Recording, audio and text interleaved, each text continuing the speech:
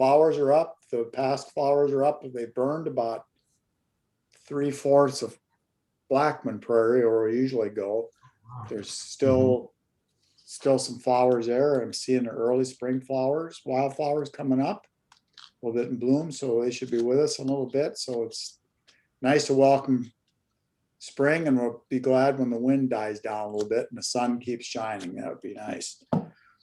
So if you have bird sightings, don't hesitate to send them to our website or let us know. We're on Facebook too. So we continue with our second field trip Wednesday morning tomorrow at 8:30. It'll be at Greenbelt Lake or Martin Lake over on Martin Road in Waterloo. They're working on a dock there, and if the parking lot is closed, we're certainly able to park on the street. That won't be a problem. It's a nice walk around that lake. So again, that'd be 8:30 in the morning. I think we had about 17 last week over at Big Woods, and saw a bunch of pelicans and a few waterfowl over there. Our birdathon will be coming up on May 8th. That's World Migration Day, and that'll be over at Sweet Marsh, and we'll have activities during the week, and those you'll find in the next newsletter. For May newsletter should be out before that. If you're curious about what's happening with what activities we're doing or field trips, check our website or Facebook. Candace does a wonderful job of keeping our website changed and interesting. There's always something to look at on there, and so I invite you whenever you get a chance, maybe once a week, take a look at the website and learn something new. So this month we've issued about $6,000 in grants, and those are going to be starting to be delivered on Thursday of this week. So that brings our grand total for the year a little bit less than half what we had last month. So we have plenty to work with through the end of the year, but our main fundraiser will be at the Birdathon that first week of May. So your donations and memberships are certainly welcome, and they sure do make a difference. So thank you for that.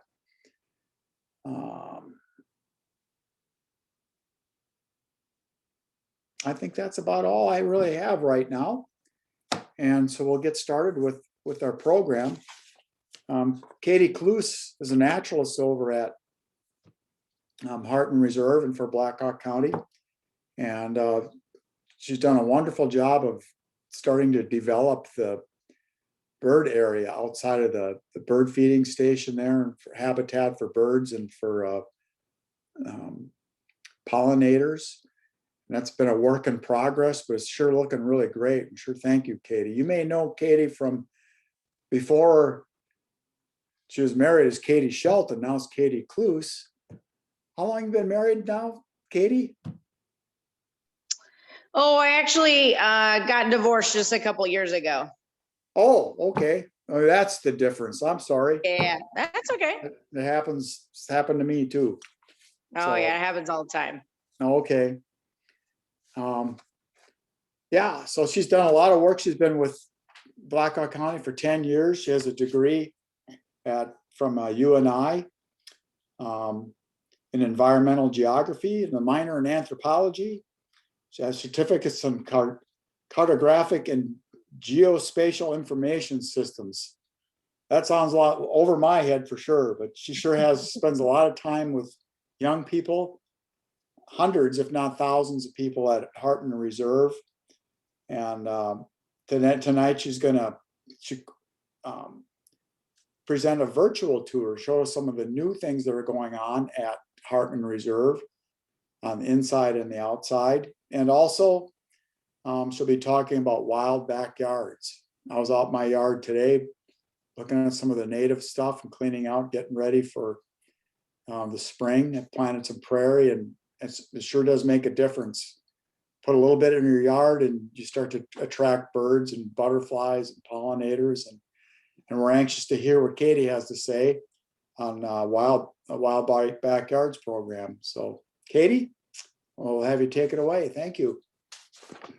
Sure. I just want to confirm everybody can see. I'm using 2 different screens tonight because, taking the laptop all over town was going to be a little awkward. So bear with me. I'm moving on my phone, so I'll try to walk slow so it doesn't get a little too motion sick.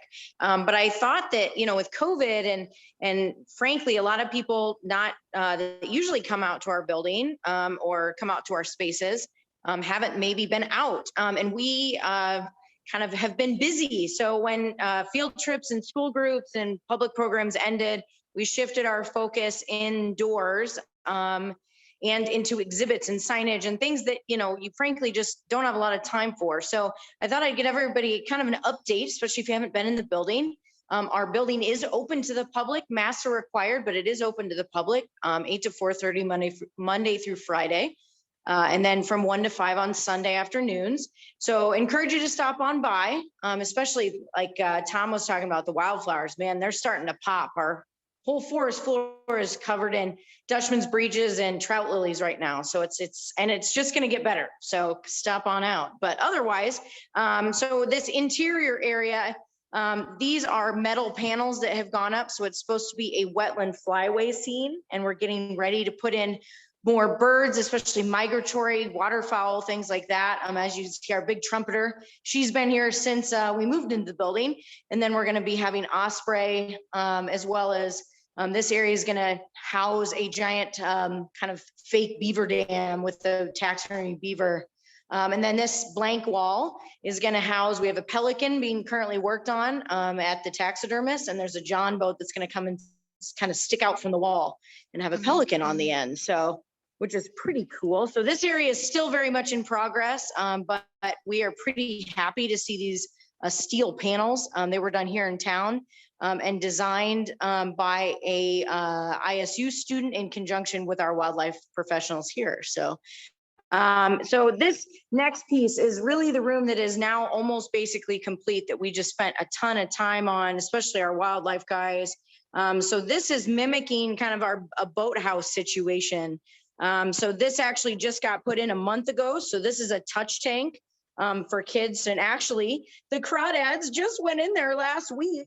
So there's crawdads that can be, obviously seen, easily manipulated, looked up close, all kinds of things for kids. And there's steps and all kinds of lovely things to make it more interactive. And then in our boathouse, and you may recognize this, in the old building, we were standing in basically where the gift shop used to be, where you used to come up to the counter to ask Cheryl a question. So that's where in the building we kind of are. So all of the wood that you see on the sides and on the bottoms down in here, that was all salvaged from a barn in in Buchanan County. And as you can see, our big tanks that we had before now have this beautiful lighting and a vintage canoe, metal canoe, courtesy of our own stock. And we have lots of game fish and other guys inside. These, I weren't sure how well it would look on them. But these tanks were brought in from the Mississippi River Museum. And they are finally completely up and running. And then, like I said, boathouse, very cool on the side. It even smells kind of old, which I just really love. And then we're able to put in some other signage and things like this that kind of tell us a little bit about where we are or what's inside of the tanks. Okay, so I'm actually going to pause just a hot second and turn off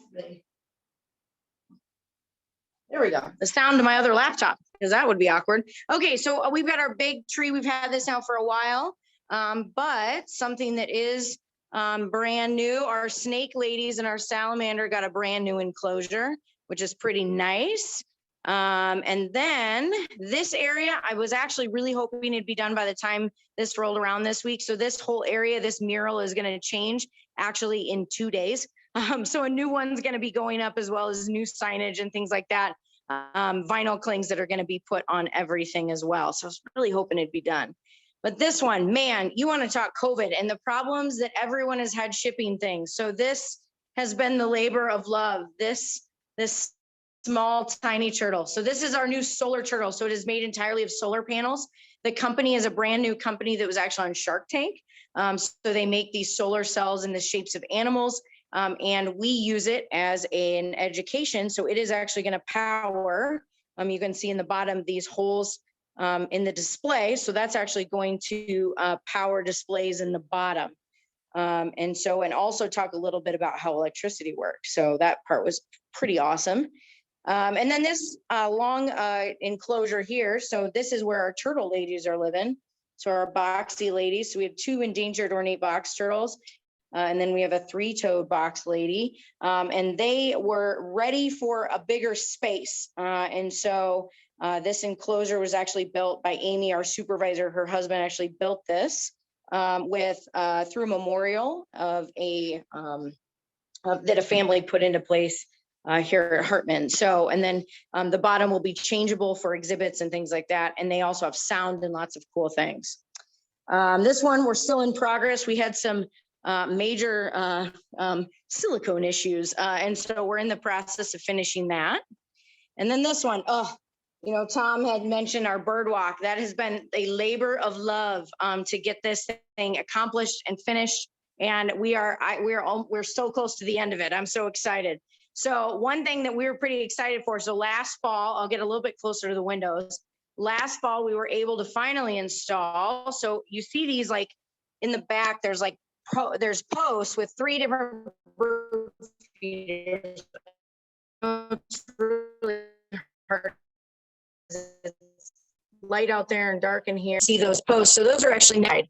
And those cameras also have, besides video, they also have audio. And so we weren't really able to test it, or see all the cool things that could happen with it, of course, because it was installed last fall, not during nesting season. But it is now getting to that time. So now we have our TVs. So each TV is hooked up to one of those boxes outside. And this one, the one on the right that I'm zooming into, we actually had a chickadee most of the day in here doing some work inside. So we all kind of crowded around it, got really excited. And you can hear him banging around in there and all kinds of stuff. So we're super excited and we're really hoping that he starts to nest in there. And one thing that I really wanted to, when this was actually originally a grant through Prairie Rapids, and one of the big things that when I purchased or when we looked at designing this, I wanted to make something that would be accessible to the average person. So I'm not going to buy a system that's hundreds or thousands of dollars because it becomes pretty inaccessible then for the average person. So these cameras were actually purchased right off Amazon, and they run around $100, $150. And they have really nice quality. I mean, for what you're, the inside of a tiny little box outside. And we have ours hardwired from the box outside into through conduit into the TVs in here. But I really wanted to, and I'll talk about this with some of our backyard efforts, conservation efforts. I really wanted to create something that would be accessible for people to see us do it here and then maybe potentially be interested at their own home. So that's why the model was chosen. We could have gone with something much more elaborate, but again, I wanted something that was, reachable. So, and then we still have some feeders outside. So I still have, this is kind of just a little bit about some of the different birds that might be arriving and being seen outside. So yeah, I really wanted to show that nest cam because my gosh, we were so excited. So we are going to head outside very briefly and take a look at what the area is going to look like, or what it looks like right now. It's kind of sad because, I should mention, back up the bus. Here's our prairie area. I keep forgetting all this happened during COVID. So we rearranged. We got a brand new full-size bison mount. Well, I shouldn't say it's brand new to us, I guess. Full-size bison mount from the University of Northern Iowa Museums. So he was installed. It was quite the awkward thing to get him all the way up there, but it was done. And then these panels are going to be going in here in the next few weeks. That are going to highlight management practices like burning and timber stand improvement that can be done inside of our conservation areas as well. So we're going to head outside. Like I said, it's kind of not the greatest time of year as far as, I haven't been able to plant anything or put the walkway in because frankly, that area gets so wet outside. And so we have been kind of itching, probably like most of you, to get outside, especially when we got that warm spell, just like, what was it, a couple weeks ago, where everybody's like, oh, let's get out in the yard and do things. And then, you know, typical Iowa weather, fickle as it is, then got cold again. So, so we've been, the plans are in place and the bricks have been ordered. If you haven't heard, we're having a Bricks for Birds campaign. So all of, you can purchase a brick and we are having them engraved by a local gentleman, and the monies that are raised from those efforts are going to go directly into this bird feeding area. So, and that brick, or everybody's bricks, are going to be forming a walkway. You can see the flags. It's exciting. It's flagged. And we have our bird feeders up here temporarily, you know, for the winter time, to make sure that, you know, we fed everybody over the winter. But as you can see the flags going in, this is where the walkway is going to be, which is exciting. Here are those bird boxes a little bit closer so you can kind of see what they look like. Trying to make them as all weather as possible. So this area is where most of that work's going to go. Besides obviously the bird feeders that'll be here in the winter time, and the walkway that can be enjoyed in the summer. When this area was dreamed up, I didn't want an area that was just used one time or one season. You know, the question was, all right, well, even if we have bird feeders out there, what are we going to do during this other time, you know, during the summer? I mean, we have so many people that enjoy our areas in all times of the year. And so this was a great opportunity, a perfect moment to employ some backyard conservation practices, and to really highlight what can be done in someone's backyard. As you can tell, most of this, it looks not great, because this is kind of left over from construction. And then we had some drainage issues that had to be addressed. And so the ground got ripped all back up again. And some trees had to be taken out and some other things. So it really is kind of very basic, bare. We're starting from scratch, which is something that, you know, I think sometimes when they think, oh, you know, and they're putting new plantings in, well, they're already starting from a really great stock. Well, as you can tell, you know, this stock isn't amazing. But what blows me away, so they just popped up in the last few weeks, all these little things poking out of the ground. So if we get really close to them, so those are just little baby trout lilies that are coming up. Never were planted. Like I said, this area was just destroyed by the construction, yet, you know, we have all of these trout lilies and things just, you know, coming up. Nature is just, it's always there, whether we know it or not. But anyway, so this was a great opportunity to do some backyard plantings, and to really showcase what can be done in a backyard, because it isn't a large space. I think sometimes we think, especially when we look at, you know, here in Iowa, of course, when most people think of native plantings, they automatically think tall grass prairie, you know, this 6 foot tall, you know, compass plant and some of these other things. Well, you know, a lot of people, myself included, I live in the middle of Waterloo. I don't have the kind of space that I can have 6 foot tall, you know, even a micro prairie that's that tall is a little too much for my yard. So we really wanted to highlight that, you know, you don't have to put in these big tall prairie plants in order for it to be a productive space. Not only productive from the standpoint of, you know, being beautiful aesthetically and, you know, maybe not having to mow, but also then for wildlife. And so this kind of started us down the path of considering other aspects of our property here at Hartman that can be really utilized to showcase these smaller efforts. You know, we don't have to restore 99% of Iowa's prairies in Iowa. You know, I understand that most of you probably can't do that alone. So what can we do? What can I do as an individual homeowner in the middle of a metro space that has been, like, for example, my house was built in the 30s. It has been developed for a long time. It hasn't been wild for a long time. And so how do we take a space like that and kind of rewild it, or at least do it to the point where the city of Waterloo doesn't give me a ticket on my front door for having weeds in my yard? So, so I kind of went down that avenue, and we looked at this space as one. We're also going to be updating our spaces up by the parking lots. Redoing a landscape plan is going into place and is going to be started this spring/summer. And it is going to highlight urban conservation. So, you know, we'll kind of have the good, better, best. So we'll have the you know, I really like my lawn, but I'm going to do a little few things in order to add natives to my environment. And then, you know, maybe the next better thing, okay, I'm going to have a little bit more. And then this area is really going to highlight the best of, you know, if you're going to rip out all of your grass, you know, these are the options you have. And from anybody who has been to Hartman, especially this back area, once all these trees grow leaves and, you know, everything gets really tall and green, you know, this area actually doesn't get a lot of sun.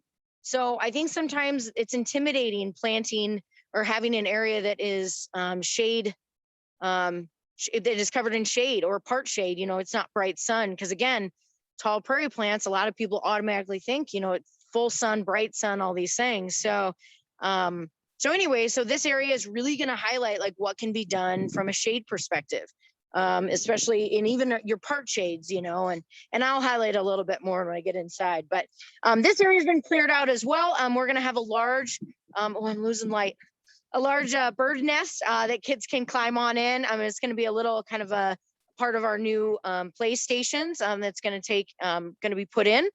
So that's going to be accessible there. And we're really going to make this piece ADA accessible. You know, it comes off this concrete path, which frankly, again, if any of you have been out here, you understand that not much of Hartman is ADA accessible. So we're really trying to take advantage of these areas that we have access to that may be, that can qualify as ADA. We also are going to be putting in on the far side over here, you can see that there's no longer the bird blind. Well, maybe you can't, I'm losing light. We took down the bird blind. It just wasn't it wasn't used very much. And we are going to be putting up in its place. It's going to be a hobbit house. So it's going to be a place where kids can climb in and all these things and play house with windows in the back and in the side. We will maintain our bird feeders. Again, this is an ADA accessible space, which we're really excited about. So it's going to go right where these picnic tables are. And then again, and then this is what we worked on during COVID as well. So if you haven't been out, it's not running quite yet. It's still pretty cold. But we do have our large pond area was revamped. So we've got areas in here that specifically was put into place for kids to interact with the pond. The old pond was very deep and slightly dangerous because of the depth and the rock and things like this. So this area was redone so that it was shallower and accessible for kids to net dip in. And as you can see, the flags behind it, that whole area is going to be done into native plants. Again, those marginal areas, those perimeter areas, those areas that, you know, maybe normally we would have, you know, some pretty non-natives in. We can make all of those spaces usable and productive. And so that's what we're really going to highlight back here. So this is going to be some other options for water-bearing plants, and we have plants that grow inside of the ponds, but also on the edges of the pond. So we're going to go back inside. I'll switch over. I've got some things. We won't spend too much time on it, just because I know, frankly, Zoom, we've all been Zooming for a long time. So we're all kind of sick of Zooming. So I'm going to try to keep that part of it at least a little shorter. They did burn our prairies this year, so that's pretty exciting. So it was probably burned a week ago, and we got all this green up, which is pretty exciting. It's kind of nice. Spring is finally here, and we're doing lots of burning this week. So I'm gonna hop on in. I don't know if at this point if there's any questions. I'm not really sure how I'm going to check that on my phone, but if Tom or Francis, if you see anything, just pop up and let me know.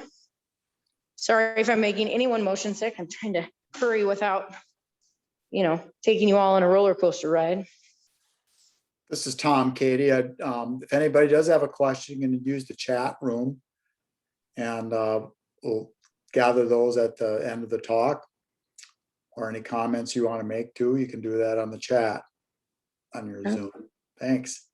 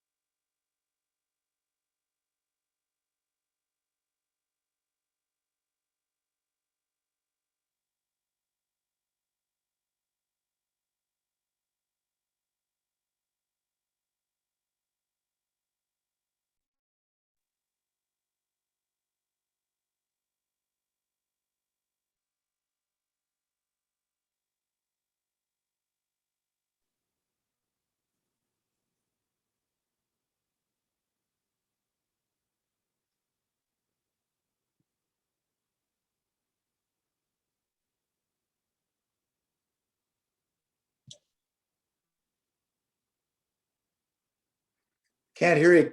Let's see. Can't hear you, Katie. I could see your program.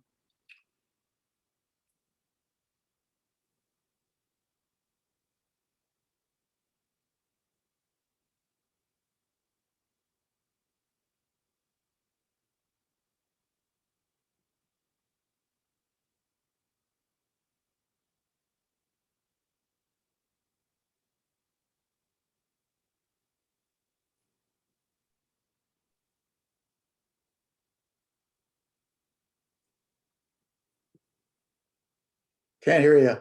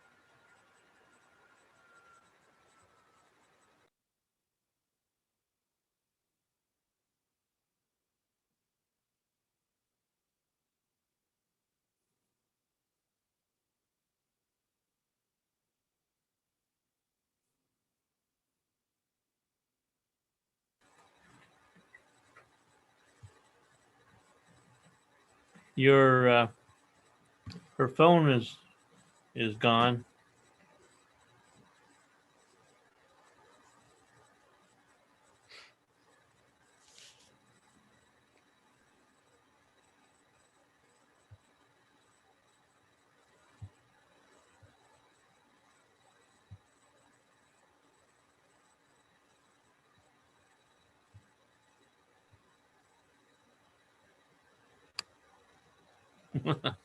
I don't know how to. You should just be able to be on Zoom and do it, right? Without being on the phone. Yeah, I think so. But when her phone was working, she was not muted, but now she is.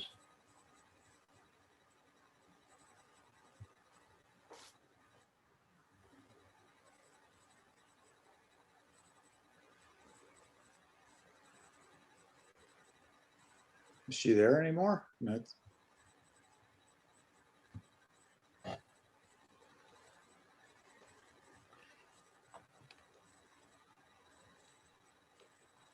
Maybe she got out and was coming back in. There she is. okay. You need to unmute yourself. Yeah, she's trying. There she is.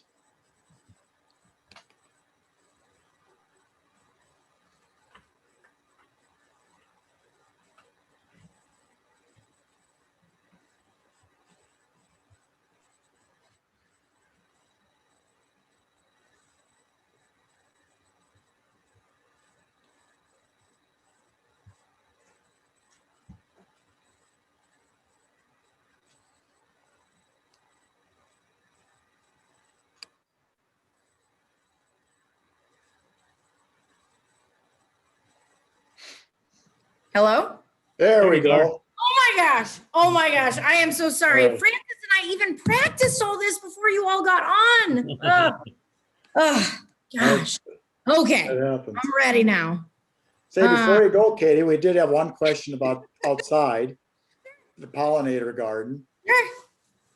The question was, how old is the pollinator garden now?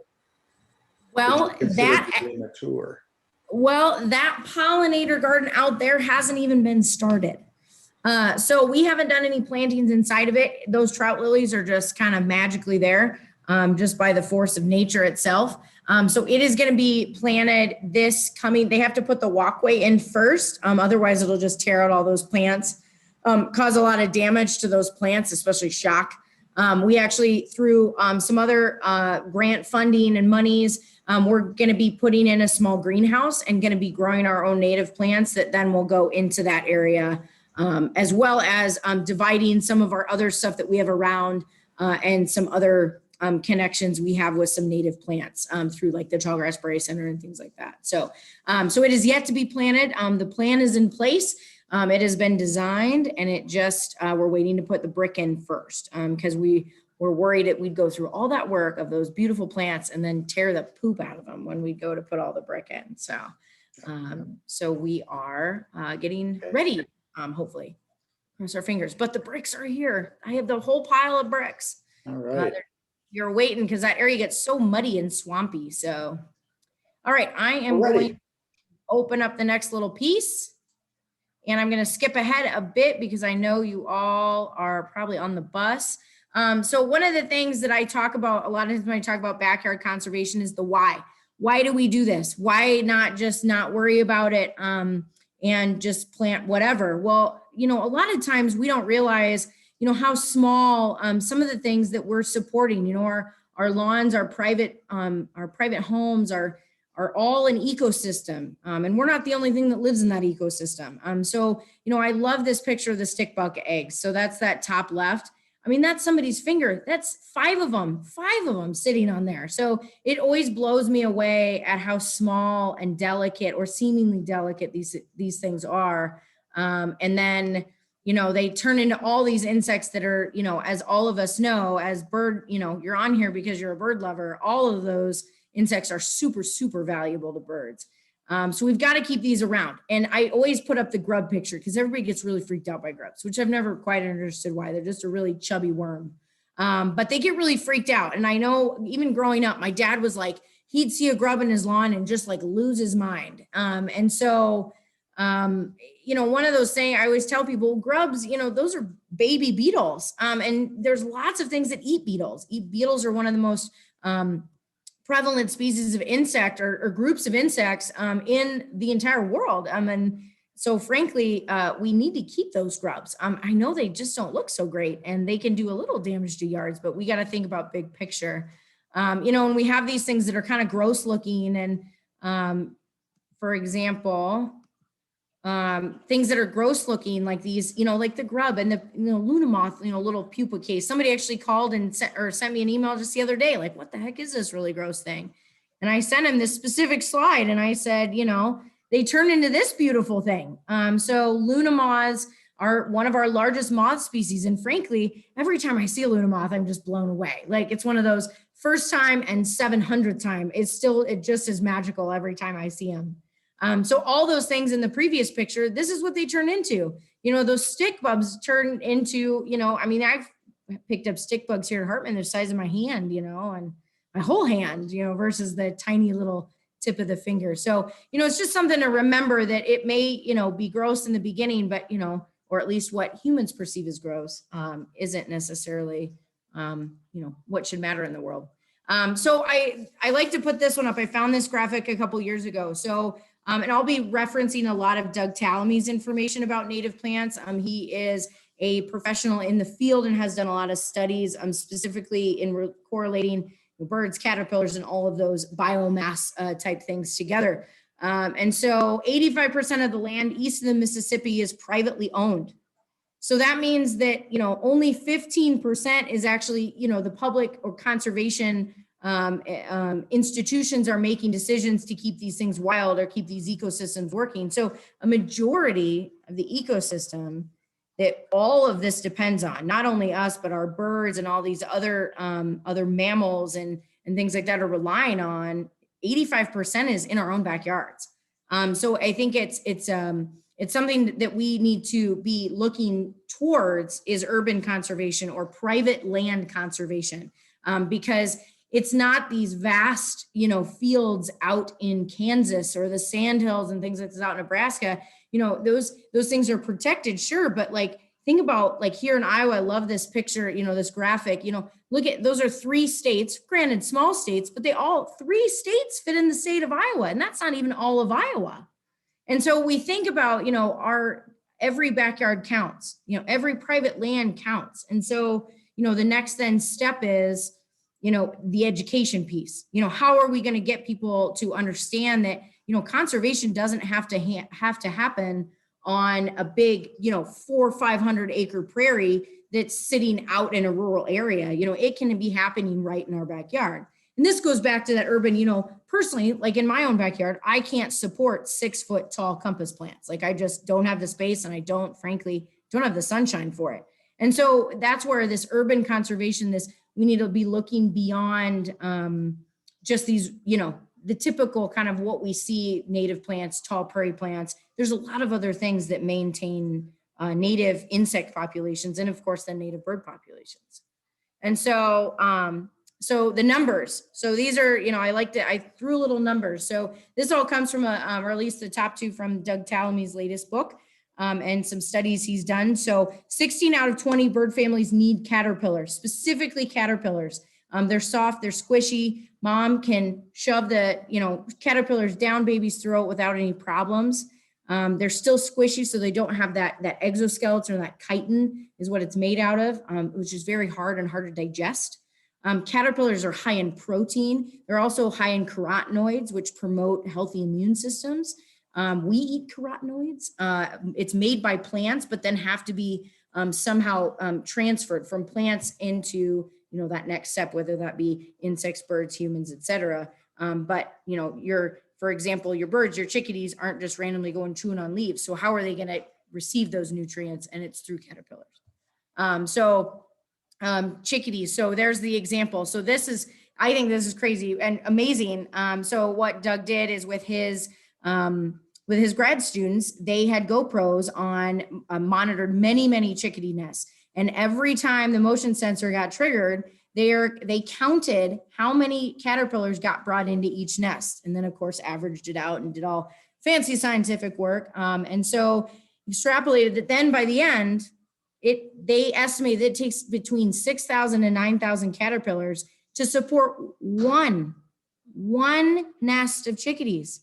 Think about how many chickadees you see, especially we're a group of birders. Think about how many chickadees you see, and that's just chickadees. Imagine, we see how many other types of birds. So, and 9,000 caterpillars, like holy buckets. So it's one of those moments where we really need to start thinking about, having cover and shelter for birds and bird houses. And it definitely has a place, but we also need to start thinking about biomass. Where are these, what are they going to be feeding their young? So it's great that we provide them a space. And I think we all understand that, but now we need to be shifting focus to this biomass question. So how are we going to provide them a space that will host enough food to feed their families? And I just, through this, we've probably all seen this number, and it's probably much higher than 3 billion at this point, that have been lost since 1970. So, we're in the declines. So if that means, if going back to that 85% is private in the east of the Mississippi, we all can make a difference. Even if your yard is, 40 acres, if you live out in a rural area, or your house is, 40 feet by 40 feet, we still have ways that we can make a difference. And that's really where I feel like us, Hartman, what we're doing in our bird feeding area with our pollinator, like that's where we can really step in and help.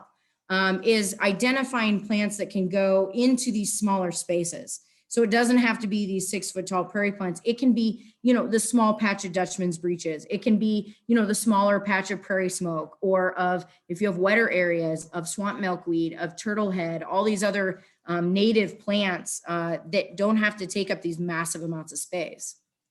I love this. I love this graphic so much. So your yard is their yard. It's not a separate place. It's not like, well, this is my yard, but I'm going to go to this park and that's where all the wildlife are. No, the wildlife can be in your backyard too. And sometimes we get, a lot of people get, especially right now, super focused on pollinators, like especially butterflies, they're getting a lot of attention, but, all of those, if you are creating an ecosystem, it's not just going to bring in butterflies. It's going to bring in, obviously birds, but also, think of amphibians. I get toads in my yard. And I think sometimes people think, oh, that's a park thing. That's a wild area thing, but it's not. It can be in your own backyard too.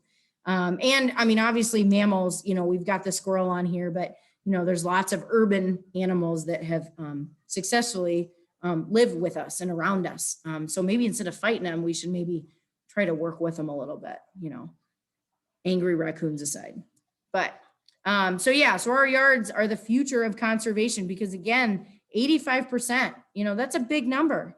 I mean, even here in Iowa, 97% is private land. So, we can do what we can do in our, 1 point whatever that is here in Blackhawk County. It's probably even less than that percentage wise. But we can really do way more if we start thinking about our own backyards. And I usually use these in the fall, but I thought here this spring in this presentation, it was helpful. So remember, those pupa that we looked at, those really gross things earlier, they have to overwinter. So not only do we need to provide spaces where flowers can grow and things like that, but we have to remember that they have to complete their life cycle. So these moths and butterflies and insects and all these things have to complete their life cycle. So we have to give them that opportunity. So that's why this leave the leaves. And this is I think the hardest thing to get across is you don't have to rake all the leaves. And I'll talk a little bit more about that in a minute. But those, as you can see in the top left, that's a black swallowtail pupa that's overwintering. And so a lot of people, will gather their leaves up and, compost them or take them away, send them in their yard bins. You're just sending away all your caterpillars because in the spring, those pupa have to be in your yard in order to then, go through their final stages and start eating your plants. So even if you have these beautiful plants that support lots of caterpillars, if you're shipping off all the caterpillars every fall, it's not super helpful. So you have to remember that you've got to maintain that whole cycle. And there are ways, you have to remember that every yard, every person has their own goals for their yard or the place that they live. And so not everything is feasible for everyone. So yeah, so I like this one. Neighbors may think you're crazy or just plain lazy, but the little guys know you're a real hero when you leave the leaves. So, even if you just plain don't like raking leaves, this might be your answer. So, but yeah, so a lot of this marketing is put up by Xerxes, which it focuses a lot on insects. I wanted to put this out. So I think the hardest thing about native plants is figuring out what plants are native. I think that is a challenge. Also, there's now this new thing where, it's relatively new. You have native versus, say if you go to a nursery, you have these native plants, but then you also have things called nativars. So nativars are where they've taken native plants and cultivated plants and made a hybrid of those two. And there is a lot of debate on whether nativars are as useful or as helpful or productive as natives. And it seems to be very plant specific on if they're helpful or not. So I put a link in there and I have this available. I can also send this on to Tom or Francis or whoever for these links. So there's a lot of discussion going on online and a lot of studies being done about this nativar debate that you can look more into. I just don't have a lot of time to go into it today here. And then where to find them. So, okay, so now you've decided what you want to plant. Well, where do I find these things? Because frankly, if you're going to Home Depot, chances of them having wild ginger is highly unlikely. So where are we finding these things? And I'll show pictures of my own yard at the end. And I've got a lot of native plants in my own yard. But these are places that I personally have gone. Native plant sales are becoming more and more popular.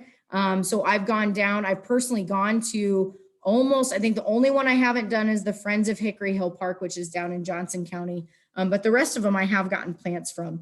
And these aren't seeds. These are actually grown plugs or plants.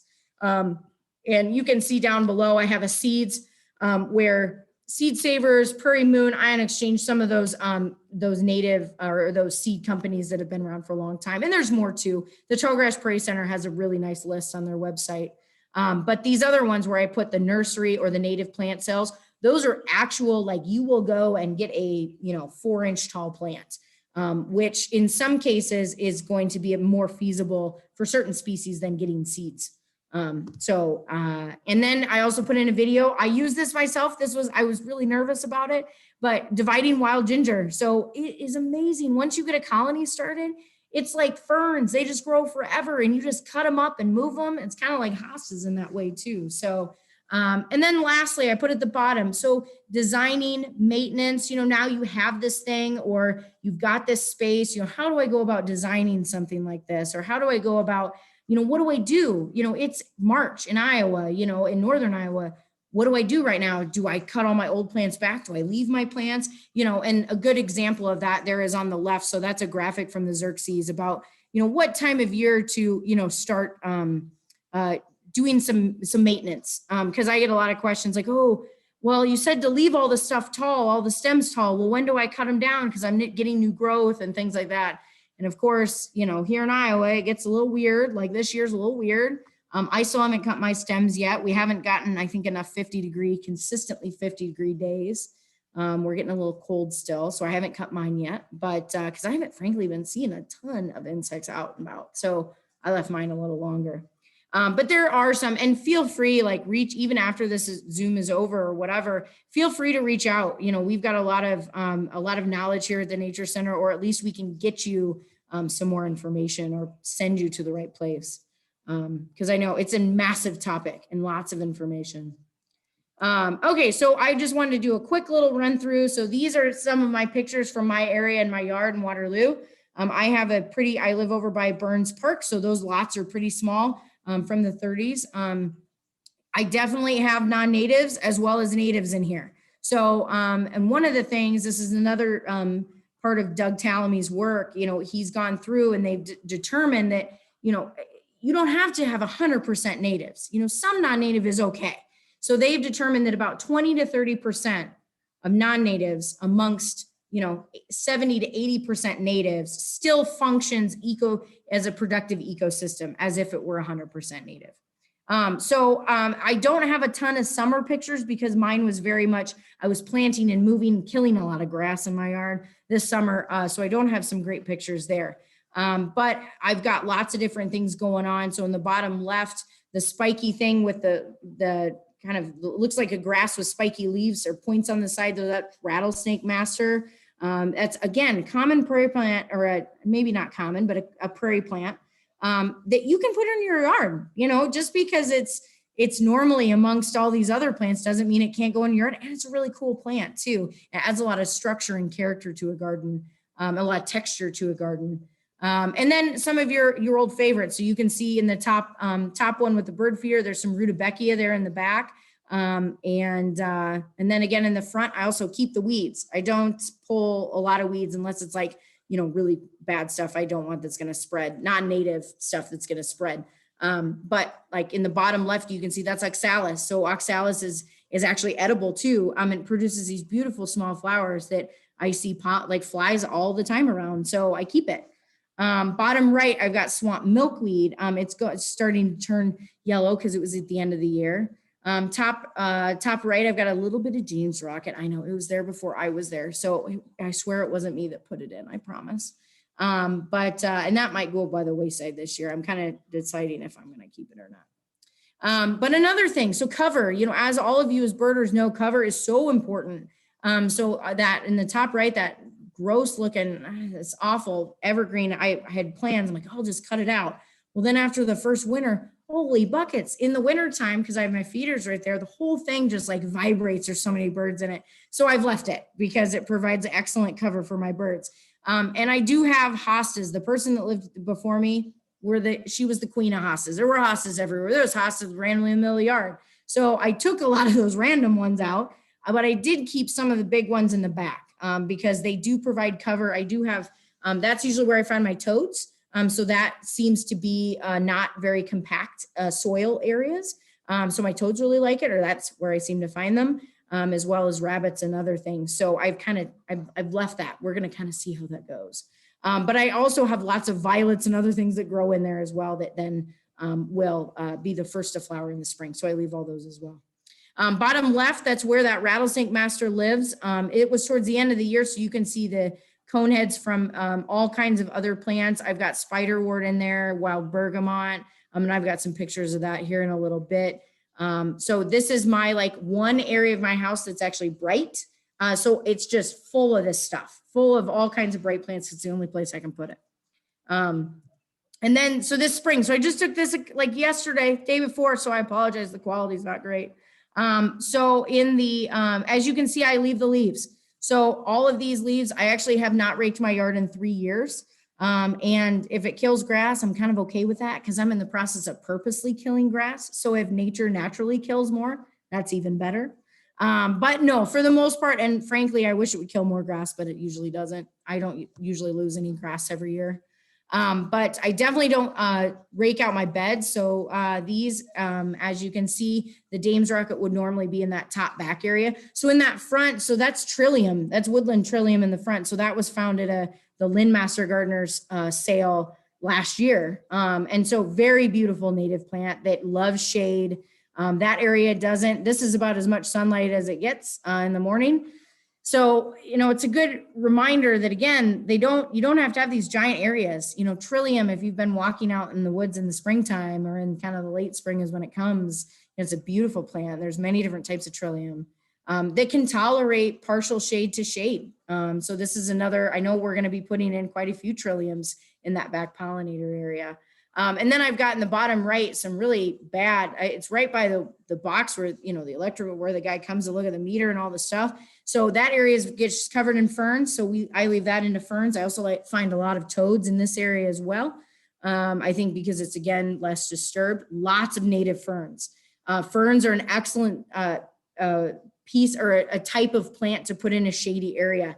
And here in Iowa, we have a lot of different textures, different types of ferns, as well as moss and liverworts and some other things that would be an excellent if you have a really shady spot, even with lots of rocks and stuff too.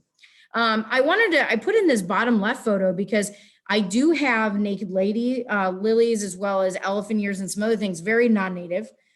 So I have resorted to container gardening. So I will put those in containers. They live there all year long. And then they get put on my kind of 2-ish season porch. And then in the springtime, in the summer, then they come back out and then they live outside and they grow and they do all the things. And then frankly, the pots are hidden by all the other stuff that ends up growing. So, that's another thing to consider too. If you don't want to put things in the ground or maybe you rent or maybe you don't want that much maintenance, consider container gardening. You can do that with even some of these native plants, maybe not the 10-foot long roots of other plants, but some of these shade ones you definitely can. So you can see some of the pots there. This is that area a little bit more. You can see where that awful pine situation is. But you can see the Trillium at the bottom. I've got rue anemone that's coming up. I've got Dutchman's breeches that are coming up in there, as well as some other, of course, I've got a couple tulips that, somebody planted years ago that just kind of always come up every year, that kind of a thing. A lot of our shade plants, especially spring ephemerals, so your spring wildflowers are coming up right now, a lot of those are bulb plants. So those are excellent. Even those tiny little trout lilies you saw out there, those are all bulbs. So they're really excellent, great, and they love to overwinter. They're native, so you don't have to dig them up or anything. So they can be an excellent option. And they come up in the spring and then they die off and then something else grows bigger around them. So yeah, something to think about. Here's some more. I have bluebells coming up. Also, I pulled in my catnip. I randomly have a lot of rogue catnip around my house. Catnip is native. And so I keep catnip around. The bees, the pollinators are just all over it. And then I also do harvest some and make my own catnip oil because I've got the kitty cats at home. So, because remember, a lot of these things are also edible too. And then I took a picture of another side yard. This, again, leaving the stems. That was kind of a really random, I think it might be Jerusalem artichoke. I'm not quite sure what it was. I kind of dug it up. It was a rescue situation and just planted it in my yard. But yeah, left all those up. There's my little baby rattlesnake masters coming up in the top left. There he is, nice and tiny, but coming all up. This is that back area that was full of those, that big bright area. So again, leave all the leaves. I wait as long as I can before I cut back some of my stems from previous year. At this point, I do not collect seeds. I let them just fall.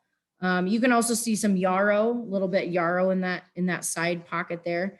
I also pulled this bottom picture in, bottom left. That is a brush pile, this kind of mangled together brush pile. I've got like an ancient silver maple in my backyard that's massive, that likes to shed a lot.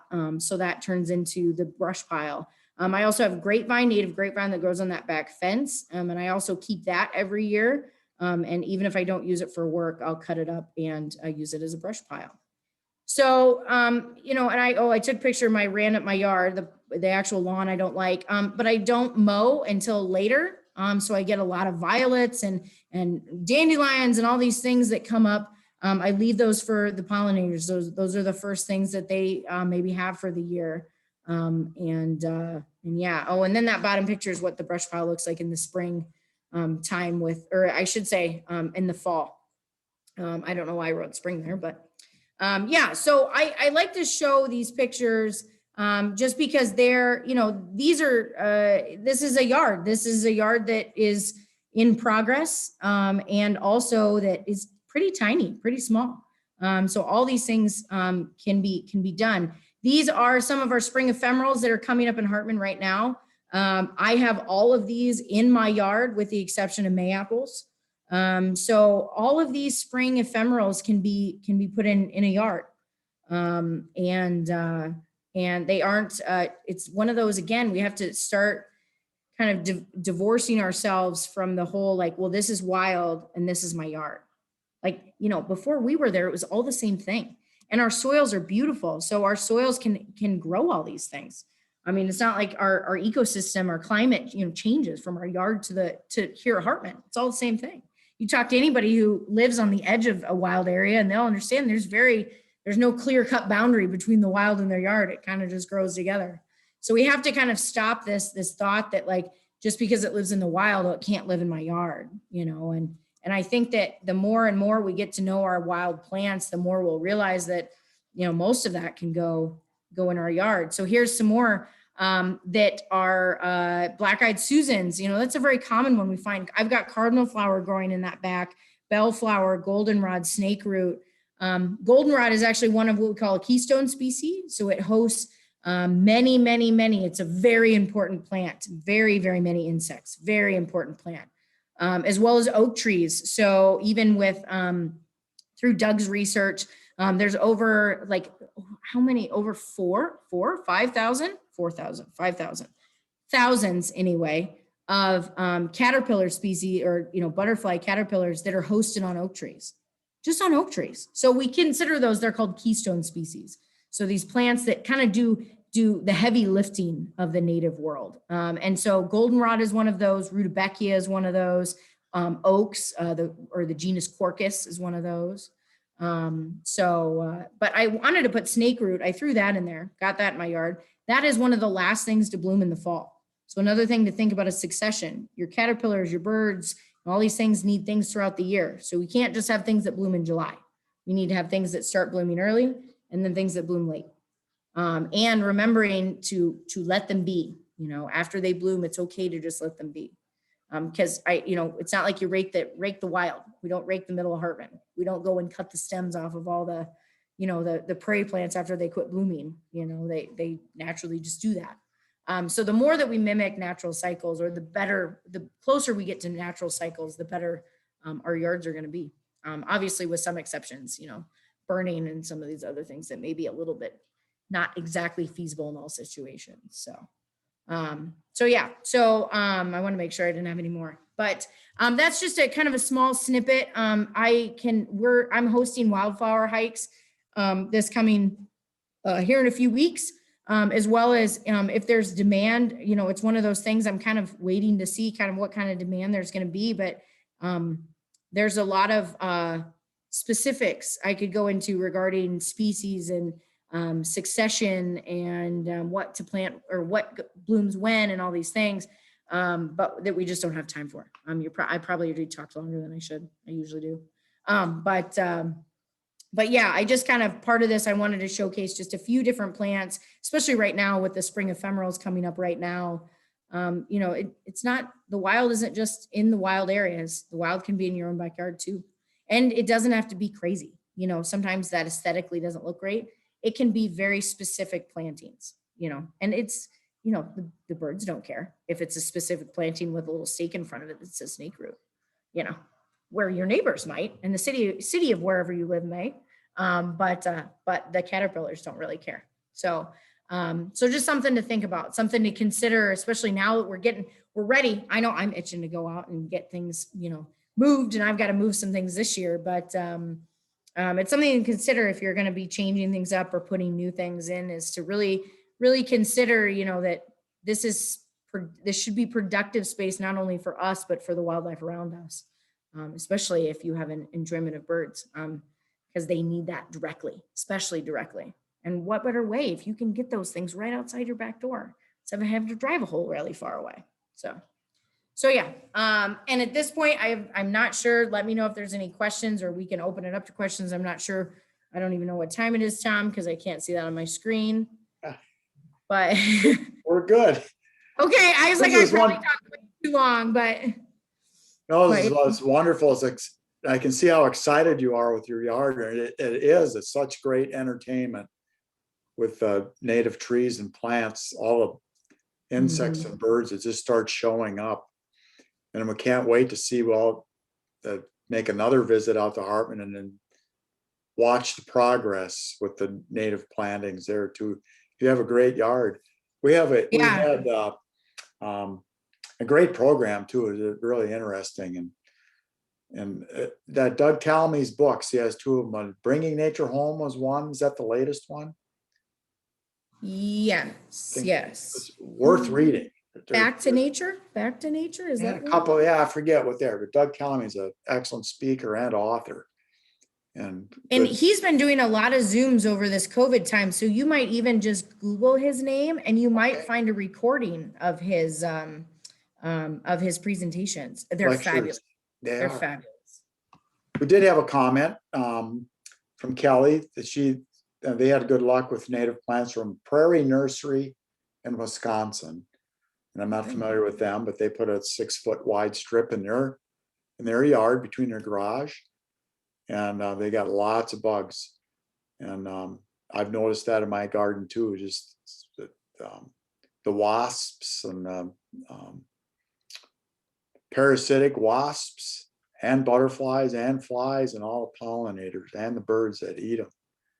So, but bravo. Yeah, and those spaces between, I always like to point out the spaces. I've got that weird garage space. A lot of people have that weird garage strip where you don't really do much with it and maybe you walk on it, but that's about it. Those are excellent spots for these plants that, that can be native and useful for somebody else. So, that's something to think about too. Think about those areas you don't use very often. So, and plant those, use them. Don't put them in not useful Kentucky bluegrass. Oh, and it will be way prettier. I don't see any other questions. If somebody has a question, you can unmute yourself and ask if you'd like. Oh yeah. Nature's Best Hope. Yep, that is That's the newest it. one. Okay. I knew it was a shorter title. Yeah. And I know that if you're here in Cedar Falls, Waterloo, I know that the Cedar Falls Library has it. I'm not sure about the Waterloo one, but I know that the Cedar Falls has one that you can just, borrow out and read it, and just as long as you don't write in it. Right. And it looks like there was a question, I believe it was about squirrels. Somebody sent me a message about squirrels. Maybe how to keep squirrels, maybe from digging or things. I'm wondering maybe. Okay. And Mary, it came from Mary. So if you're still on, you can totally unmute yourself. Or maybe she's not even on anymore. No. Yeah, I don't know. I'm not sure. Oh, how to keep the squirrels out of the bird feeders. So yeah, I don't know. I think everybody who bird feeds, the answer to that is depends on where you live. I also, I don't know if you could see it in some of those photos. I have a larger hook situation with 4 different things on it. And one is a tray feeder and then one is for peanuts. And I leave the peanut one open and put peanuts in there, and they don't seem to bother any of my other feeders if I leave the peanut one open. And then they can just go and pluck them out. I'm just literally pandering to them. But if it keeps them out of my other bird feeders, I've only ever had one of my 2 feeders chewed up. And they sit pretty low. So I'm always constantly impressed because I know it's not my cats. They are not ferocious. They don't even notice when squirrels are out the window. So they're not any more guard doggy help regarding the squirrels. So that's what I've worked here at Hartman. We do have baffles on the bottom, or metal sheet metal that's been put around all the base of the 4x that you saw outside. And we also have them pretty far apart from other trees and things and each other. So we just don't have a ton of squirrel problems. We have lots of squirrels on the ground. We don't have any issues with any of the feeders getting damaged or being, torn apart or dumped or anything like that. We also don't have raccoon issues. We do have deer that will lean in and kind of eat out of them, but beyond that, we don't. I know people are kind of shake their fist at us because we don't really work at it, but yet we don't have raccoons. So I don't know. I'm so sorry. I'm so sorry we can't share and commiserate with the raccoon problem that some people seem to have. But and maybe that has something to do with our location, that they just have plenty of other things to eat. I don't know. But the baffles seem to help. So. Okay, it looks like I saw the chart that bees nest in stems. Okay, so yeah, so there are different types of native bees that are cavity nesters, or what's called cavity nesters. And they naturally, natively would kind of get housed, lay their eggs in the hollow stems of plants or reed-like plants. And you've probably seen those insect like bug hotels, with the straws or with the bamboo pieces in them. I see them a lot at like Menards and things like that. And so those are for those types of bees. Xerxes actually has some really great material on cavity nesting bees, because there are different kinds. There's mason bees, there's leafcutter bees, there's a couple different kinds, and they all kind of seem to have different niches on where they like to live. But that's the reason why I leave stems up. Not only are my seeds then falling to the ground, but also then I'm leaving those stems available to be used. People have asked me about the bug hotels. I've heard mixed reviews. I've heard that they don't work at all and they just end up being trashed. I've also heard that they work really well by other people too. So it may just be where you're located. And it also may be in certain parts of the country, they work better than others. I know that the couple of people that I know personally here in town haven't had good experiences, but that's only a very small sample size. So instead of, putting an artificial house out, I like to leave the most natural of the houses out, and that's the plant stems, and I leave them tall for that reason. And then certain times of the year, then that's why I wait to cut my stems, is then once they're out and about, they've emerged out of these grasses, and then you cut them back and it's fine, and then they're off doing their bee thing. So that's why you kind of wait to cut back stems in the spring and that's why the 50-degree days or consistent 50-degree days are important, because that's when our pollinators are going to be emerging and coming out. So yeah. But yeah, Xerxes and their Bumblebee Watch, if you're into bees, it's such a cool app. Definitely check that out. Especially if you have a nice, beautiful garden where you're seeing bumblebees or bees in general all the time. It's kind of like eBird, only for bees, which is pretty cool. So you can check all, the different ones that are coming to your yard, and it's pretty cool. So I think it was launched maybe 3 or 4 years ago. So it's relatively new compared to eBird, for example. So, and there's some others, iNaturalist and some other ones out there that are useful for that too. So.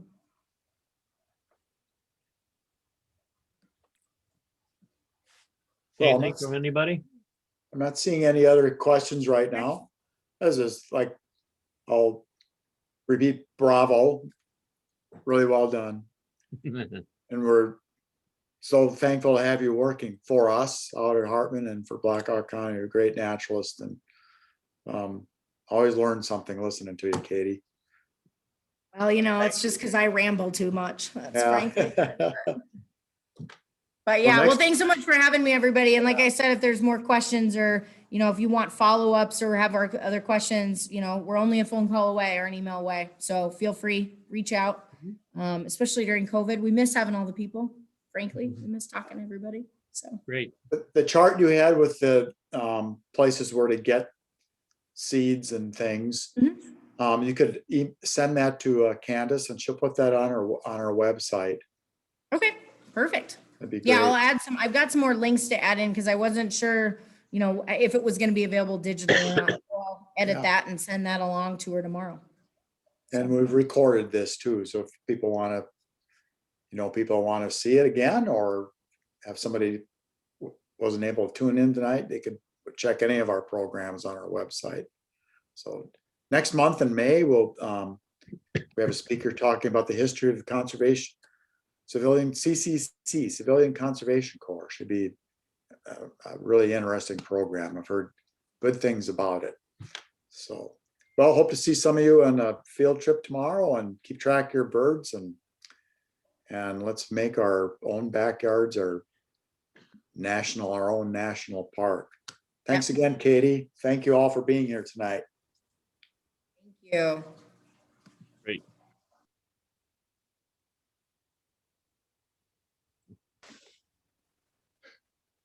See you tomorrow morning with our winter coats on. Thought that's what you were doing, was I'm there.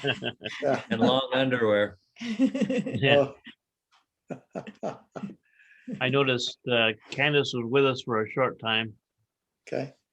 and we had 31 devices, and I think about 36 or 37 people. Well, good. Okay.